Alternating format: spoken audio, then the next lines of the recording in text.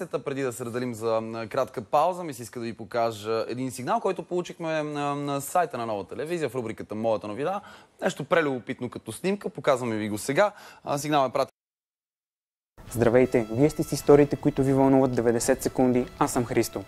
Започваме с новини от щатите. Вече официално Хилари Клинтън застава срещу Тръмп в надпреварата за овалния кабинет.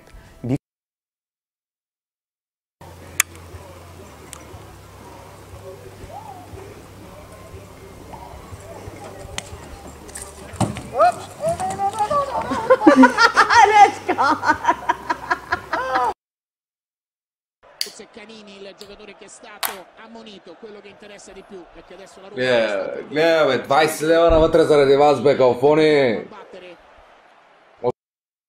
Достатъчно пространство пред себе си. Подаването е за Борис Галчев. Бързо бе затворен капитанът на армейците. Все пак отново продължи към Диого Виана. Той има шанс да стреля. Хубав финт на Диого Виана и...